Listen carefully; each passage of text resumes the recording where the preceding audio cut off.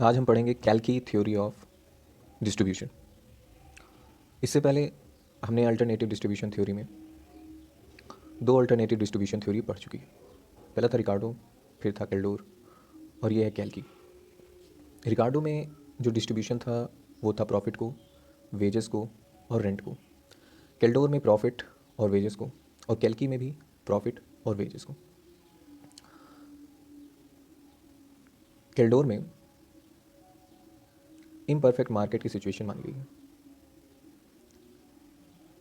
Imperfect market की situation मानी गई है। यहाँ इम्परफेक्ट मार्केट से मतलब क्या है? इम्परफेक्ट मार्केट से मतलब है मोनोपोली से। केल्की का मानना है कि मोनोपोली की जितनी पावर होगी उससे शेयर ऑफ प्रॉफिट डिटरमाइन होगा। साथ ही साथ ये जो प्रॉफिट बढ़ेगा ये जो वेज का शेयर है उसको कम कर देगा। लेबर के जो शेयर हैं, जो उनको पैसे मिल रहे हैं, उसको कम कर देगा। मोनोपोली कोई भी प्राइस बढ़ा के रख सकता है। उसके लिए इन्होंने फार्मूले भी दिए हैं। वो फार्मूला ये है, इसलिए ये डिग्री है और ये लर्नर्स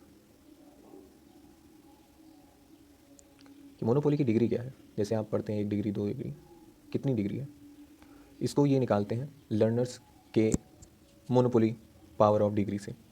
इसको दर्शाने के लिए म्यू का इस्तेमाल करते हैं। म्यू का जो वैल्यू है वो निकालते हैं P minus M C upon P. P क्या है? प्राइस है, price of the good, price of the commodity, right. और एम सी यहाँ पे है मार्जिनल कॉस्ट। अब एक चीज़ और इन्होंने कैल्की ने मानी है कि एम सी जो है शॉर्ट रन में इन परफेक्ट मार्केट में एवरेज कॉस्ट के बराबर होता है। मतलब कि आप लर्नर फार्मूले में पी माइनस एम सी के जहाँ ए सी भी लिख सकते हैं, अपॉन पी लिख सकते हैं। तो अभी तक जो मैंने बात की वो बातें यहाँ पे हो रही हैं, राइट। अब बढ़ते हैं हम आगे। तो केल्डोर ने किया क्या है?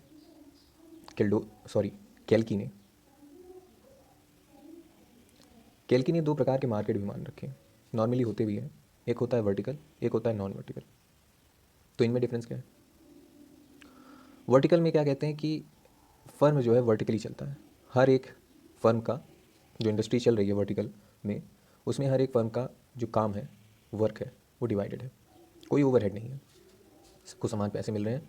मतलब हर किसी का एक इंडिविजुअल पैसा मिल रहा है।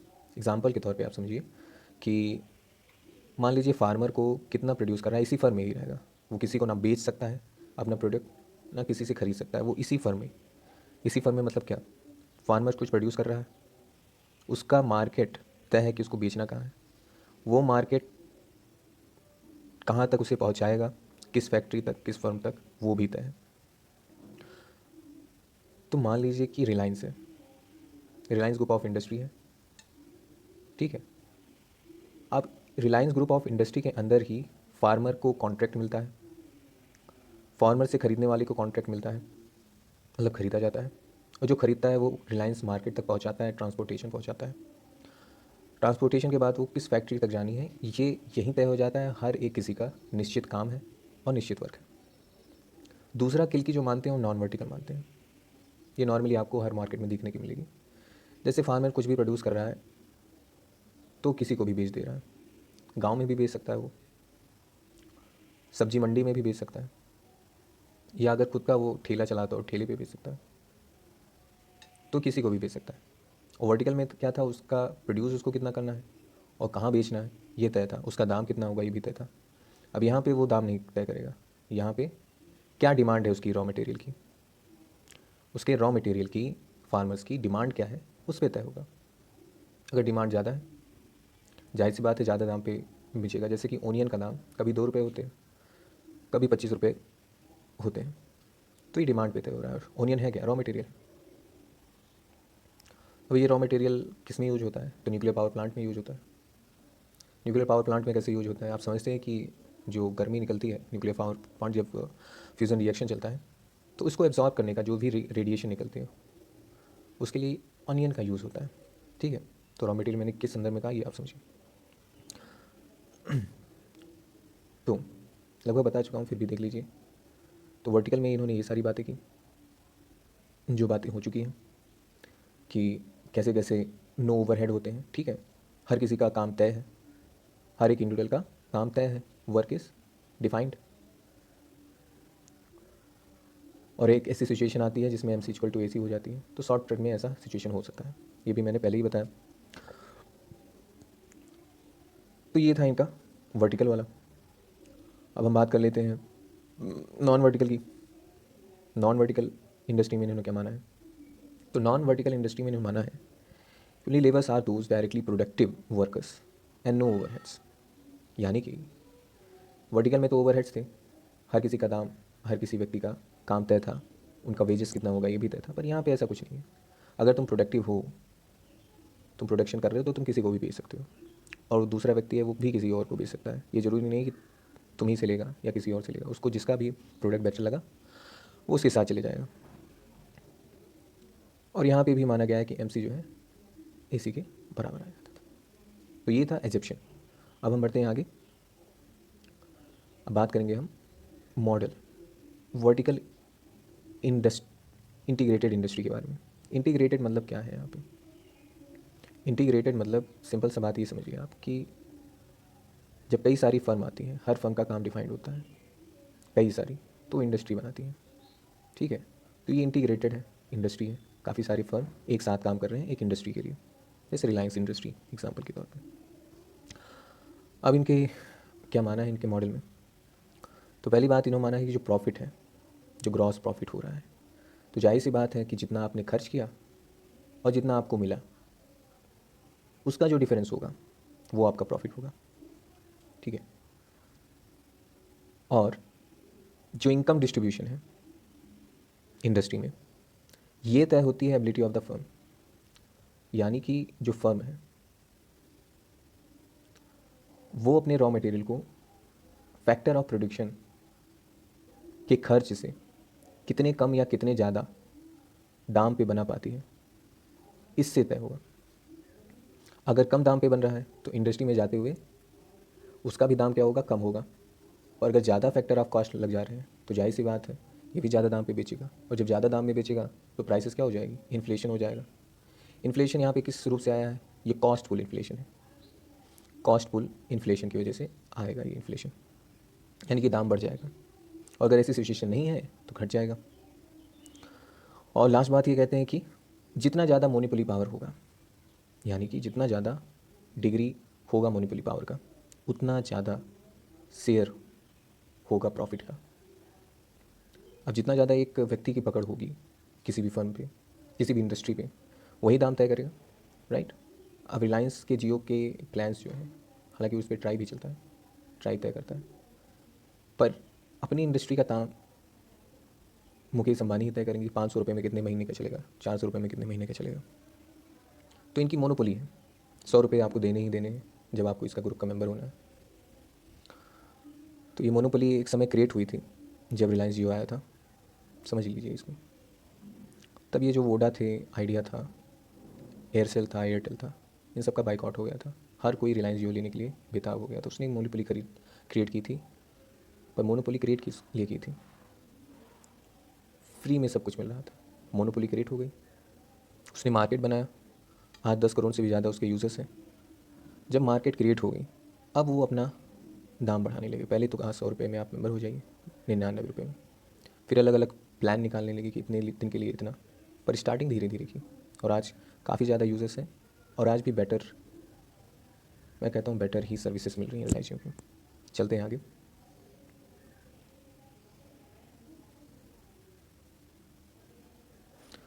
तो दो इंडस्ट्री की बात हुई थी, एक था वर्टिकल, दूसरा है नॉन वर्टिकल इंटीग्रेटेड इंडस्ट्री।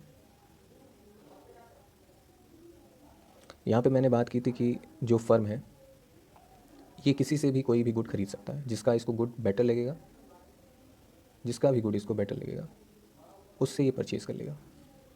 पर ऐसा वर्टिकल इंटीग्रेटेड इंडस्ट्री में नहीं था।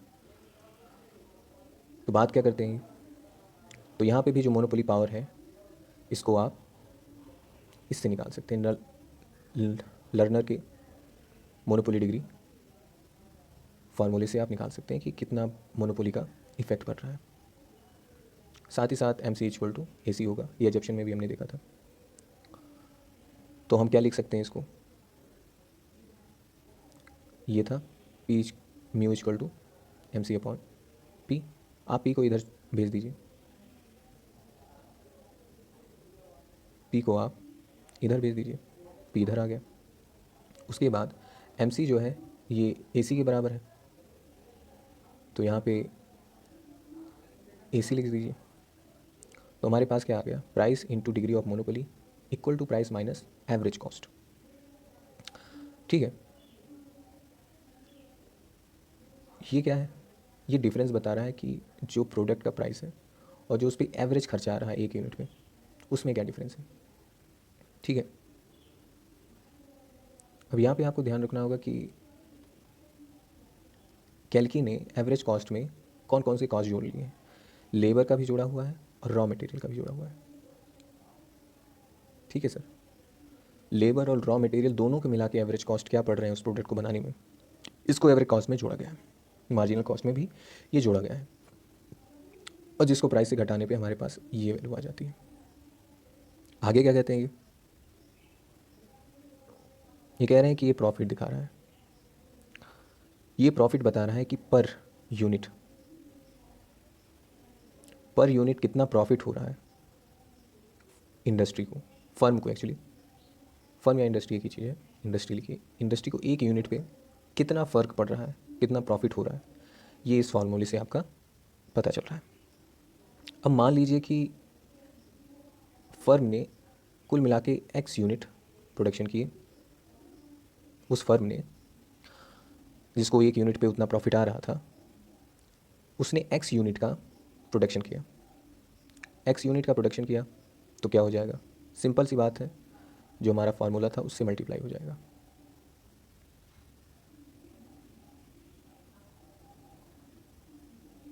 तो अब फर्म कितना प्रोड्यूस कर रहा है, इतना प्रोड्यूस कर रहा है कुल मिला के, ये नॉर्मल प्रॉफिट था और इतने प्रोडक्ट प्रोड्यूस किए गए थे, तो ये पूरा प्रॉफिट हो गया फर्म का।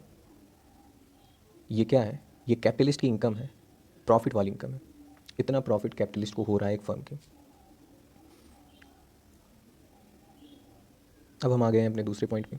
यहाँ पे क्या कह रहे हैं, अगर हम पूरे इकोनॉमी को इंटीग्रेट कर दें, मतलब मैंने बात की फर्म की, जब कई सारी फर्म मिल जाती हैं, हालांकि ये वर्टिकल नहीं है, ये नॉन वर्टिकल है, काफ़ी सारी फर्म से जो फर्म अच्छा प्रोड्यूस कर रही है उसके हम गुड ले रहे हैं।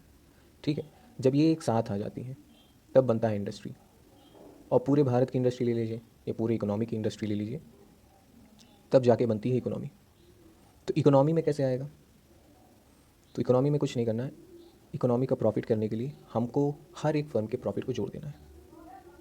ये कैसे होगा, तो सिग्मा लगा के, हमने सिग्मा लगा दिया तो हमको पूरे इकोनॉमी का प्रॉफिट हमारे सामने आ गया।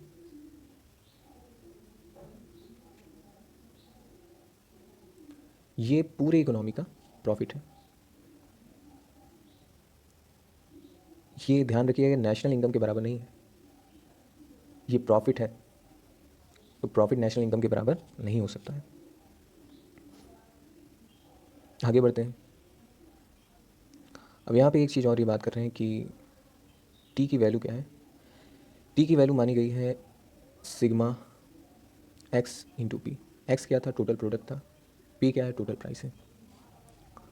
उस फर्म की एक्स, पूरे इकोनॉमी में एक्स प्रोडक्ट हो रहे हैं फर्म में एक्चुअली, और जब सारी फर्म को जोड़ देंगे सिग्मा से, तो सारी फर्म में कितना प्रोडक्शन हो रहा है वो, और उसको प्राइस से मल्टीप्लाई कर दिया तो कितना पूरे इकोनॉमी में इंडस्ट्री के द्वारा प्रोडक्शन हो रहा है, ये हम पता लगा सकते हैं। राइट, अब बढ़ते हैं हम आगे, यानी कि इस पॉइंट में कह रहे हैं कि अगर हम टी को डिवाइड कर दें उस इक्वेशन से जो हमारी यहाँ पे आई थी, तो क्या होगा, डिवाइड कर देते हैं, देखते हैं क्या आता है। तो हमारे पास था sigma X into P into mu equal to sigma X into P minus A C. अब इन दोनों के नीचे क्या आ जाएगा, इसके नीचे आ जाएगा सिग्मा एक्स इंटू पी, इसके नीचे आ जाएगा, आप टी लिख दीजिए। टी की वैल्यू मैंने बताई थी कि माना गया है कि टी इक्वल टू होता है this, sigma X into P. Right, अब यहाँ पे देखिए,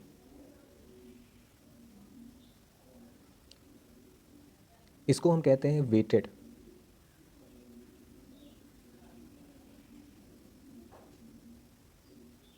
average, weighted average of all micro degree of monopoly. साफ लिखता हूँ तो कुछ समझ में आएगा। यानी कि sigma X P mu upon sigma X P, इसको हम weighted average degree of monopoly, micro monopoly कहते हैं। ये जो वैल्यू निकल के आई हमारे सामने, ये किसके बराबर है? इसको weighted average degree of monopoly in micro economy कहते हैं।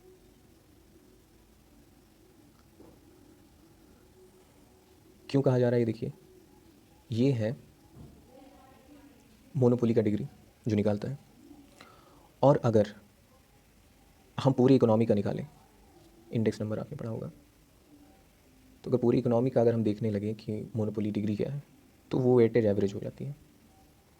तो यहाँ पे भी वही हुआ है, इसको डिवाइड कर दिया गया है, पर फिर भी प्रॉफिट निकलेगा पूरी इकोनॉमी का, और वो भी एवरेज में निकलेगा।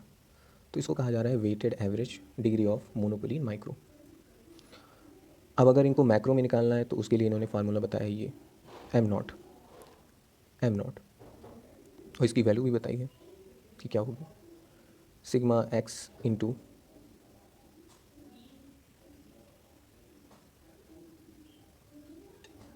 समझ पा रहे हैं? जो म्यू था, म्यू नहीं कहूँगा मैं, जो आपका इधर weighted X P mu upon sigma X P, ये माइक्रो म्यू निकला, micro degree of monopoly weighted average. और वहीं पे जो दूसरा इक्वेशन हमारा बन रहा था वो माइक्रो डिग्री ऑफ मोनोपोली निकला, यानी sigma X P minus A C upon T. तो डिफरेंस याद रखिएगा, मैक्रो में है और जो पिछला था वो माइक्रो में है। यानी जो लेफ्ट हैंड साइड में आया वो weighted average of monopoly degree in micro है, और जो राइट हैंड साइड में आया वो मैक्रो को दर्शाता है। तो ये कैपिटल इनकम हो गई, यानी प्रॉफिट हो गया कैपिटलिस्ट का, जिसके पास मोनोपोली जैसी स्थितियां भी आ जाती हैं। बढ़ते हैं हम आगे।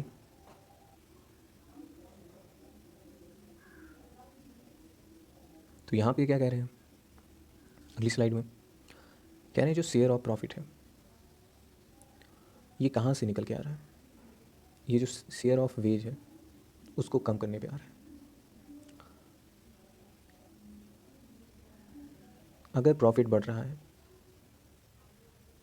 इनका सिंपल सा कहने का अर्थ है नेशनल इनकम में, तो वो जो शेयर है वेजेस का उसको कम कर रहा है, और कैपिटलिस्ट के जो शेयर हैं उनको ये बढ़ा रहा है।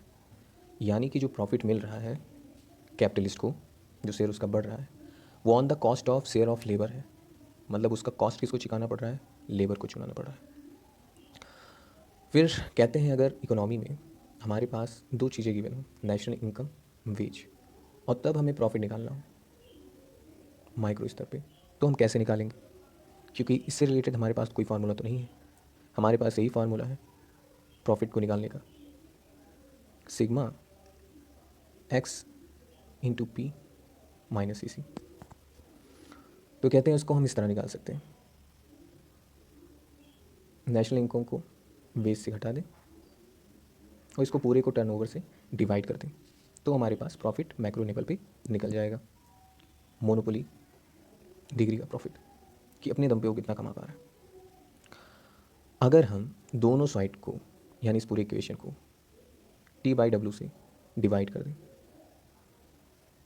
इस पूरे इक्वेशन को अगर हम टी बाई डब्ल्यू से इसको डिवाइड करें, तो हमारे पास क्या वैल्यू आएगी? हमारे पास आएगी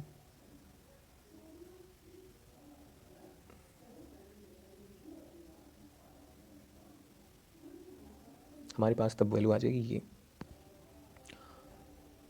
और इसको थोड़ा और सॉल्व करते हैं।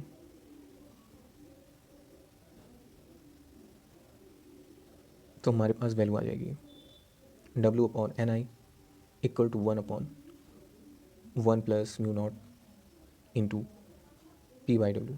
मैं इसको करके दिखा देता हूँ ना, आप कहेंगे कि डायरेक्ट कहाँ से आ गया। हमारे पास जो वैल्यू आई वो थी ये T/W से डिवाइड करने के बाद वैल्यू हमारे पास ये आई। अब इन दोनों को हम अलग कर सकते हैं। अलग करने का मतलब क्या, N I upon W minus W upon W, इसकी वैल्यू क्या हो जाएगी अब, अपॉन डब्ल्यू माइनस 1, राइट। इतना समझ में आया? मैं आशा करता हूँ समझ में आ रहा होगा, ठीक है।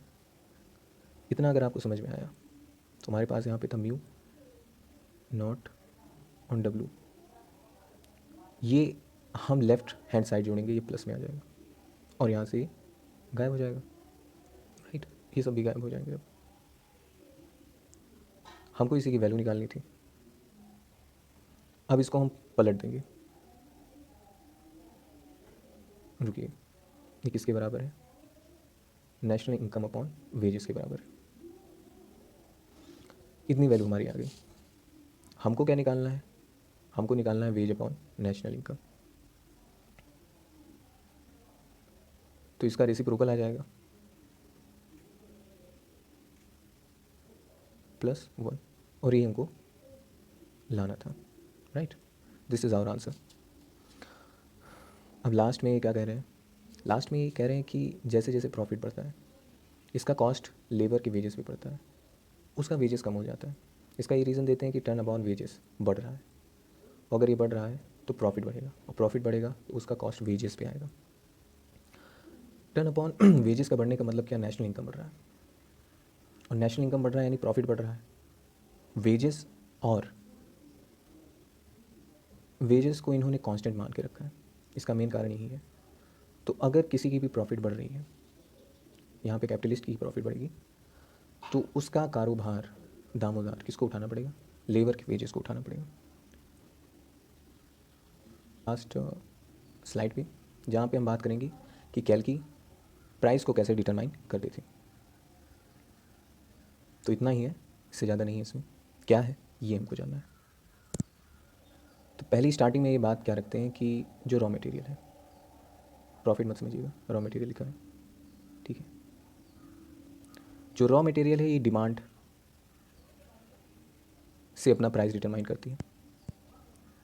यानी कि ऑनियन का दाम क्या होगा, 2 रुपये 25 रुपये, ये डिमांड पे डिपेंड करेगा। यानी सप्लाई कितनी हो गई है, अगर सप्लाई ज़्यादा हो जाएगी और अनियन सड़ने लगेंगे तो 2 रुपये, अगर सप्लाई कम है, अनियन नहीं सड़ रहे हैं और आपको ज़रूरत है खाने की, तो 25 रुपये। दूसरी बात ये कह रहे हैं जो मैन्युफैक्चर्ड गुड है, यानी इंडस्ट्री से निकलने के बाद जो फाइनल गुड्स हैं, ये डिटरमाइन करेगा फैक्टर ऑफ प्रोडक्शन पे प्लस प्रॉफिट पे, कि कितना खर्च आया उस पर और प्रॉफिट में। अगर ऐसा नहीं करता है कोई फर्म या इंडस्ट्री तो उसको स्लो डाउन झेलना पड़ेगा, साथ ही साथ उसको कोई प्रॉफिट नहीं मिल रहा है तो काम क्यों करेगा। इंडस्ट्री इन्वेस्टमेंट से डरेगी, इन्वेस्टमेंट नहीं होगा तो इंडस्ट्री चलेगी नहीं, एम्प्लॉयमेंट खत्म हो जाएंगे, और ऐसा ही होता है। तो जब तक इंडस्ट्री को प्रॉफिट नहीं मिल रहा है, उसका जितना खर्चा आया है उससे ज़्यादा प्रॉफिट नहीं मिल रहा है, दाम नहीं तय किए जाते, उसके ज़्यादा ही दाम तय होगा, राइट। ये बात की गई है। इसके अलावा क्या कहते हैं कि जो प्राइस में इंक्रीज आया है, क्योंकि हम प्राइस डिटर्मिनेशन की बात कर रहे हैं, इसको आप इस फार्मूले से निकाल सकते हैं। एक फार्मूला दिया इन्होंने, ये फार्मूला दिया कि price equal to M into A C plus N into beta. यहाँ पे एम और एन कांस्टेंट है, ए सी एवरेज कॉस्ट है, और बी का इन्होंने अलग से और फार्मूला दिया हुआ है, वो क्या है, बी इक्वल टू एवरेज के इंटू ए सी। तो यहाँ पे बी क्या है ये भी देख लेते हैं। मैंने ए सी की बात की और बी की बात की, इधर देखिए, P equal to M into A C plus N into B. A C यानी एवरेज कॉस्ट, एवरेज कॉस्ट में एम से मल्टीप्लाई करने पे प्राइस में एवरेज कॉस्ट में जो इजाफा हुआ वो फर्म को पता चलेगा, और बी है वेटेज, एवरेज प्रॉफिट के लिए जो फर्म्स में रखती हैं कि यहाँ पे कितना था और अब हमें कितना बढ़ाना पड़ेगा प्रॉफिट के लिए, ये कांस्टेंट है। तो जो खर्चा आ रहा है और जो प्रॉफिट हमें चाहिए, राइट, उसमें कितनी बढ़ोतरी हुई है, कितनी घटोतरी हुई है, ये कांस्टेंट बताता है। बी की वैल्यू इन्होंने बताई, बट बी कहना तो सही है पर बीटा कहिए तो ज़्यादा बेटर है। एवरेज के इंटू ए सी आप समझ रहे हैं, एवरेज कॉस्ट है। के यहाँ पे है डिग्री ऑफ मोनोपोली। क्या है डिग्री ऑफ मोनोपोली है? तो जो भी एवरेज कॉस्ट आ रहा है उस पे हर एक यूनिट पे मोनोपोली अपना कितना पावर लगा सकता है, इससे डिसाइड होता है बीटा, राइट? इससे डिफाइन होता है बीटा। और डिग्री ऑफ मोनोपोली कैसे निकाल सकते हैं यहाँ पे हम? के की वैल्यू भी दी हुई है। यहाँ पे एम जो है ये कांस्टेंट है, एन भी कांस्टेंट है। कैसे है? ये मैंने आपको प्राइस का फार्मूला बताया था, जो नई प्राइस है उसमें M into A C plus N into beta था। तो यही कांस्टेंट से इस डिग्री ऑफ मोनोपोली की प्राइस बताई गई है कि M upon 1 minus N into 2, right? So इसमें हमने क्या पढ़ा कि प्राइस जो है उसकी वैल्यू है M A C plus N beta. दूसरा बीटा का क्या वैल्यू है? तो एवरेज के इंटू ए सी। के क्या है? ये डिग्री ऑफ मोनोपोली है जिसका वैल्यू है M upon N into A C, sorry A C का लिख दे रहा हूँ। के की वैल्यू है M upon 1 minus N into 2। ये डिग्री ऑफ मोनोपोली है यहाँ पे। तो किस तरह प्राइस डिटरमाइन हो रहा है किन फैक्टर पे, यहाँ पे हमने बात की। लास्ट में ये कहते हैं कि हर किसी को पता है कि एवरेज कॉस्ट क्या है, ठीक है? इसको दिमाग में रखते हुए, मद्देनज़र रखते हुए इंडस्ट्री की प्राइस डिटरमाइन होती है। फैक्टर ऑफ प्रोडक्शन में कोई चेंज आ रहा है, यानी कि एवरेज कॉस्ट में कोई चेंज आ रहा है, उससे भी प्राइस डिटरमाइन होती है। और प्रॉफिट को मैक्सिमाइज करने से, यानी डिग्री ऑफ मोनोपोली कितनी है, कितना ज़्यादा वो प्रॉफिट बढ़ा सकता है, इसके बेसिस पे प्राइसेस रखे जाते हैं। तो हमारा जो टॉपिक है वो यहाँ तक समाप्त हो चुका है।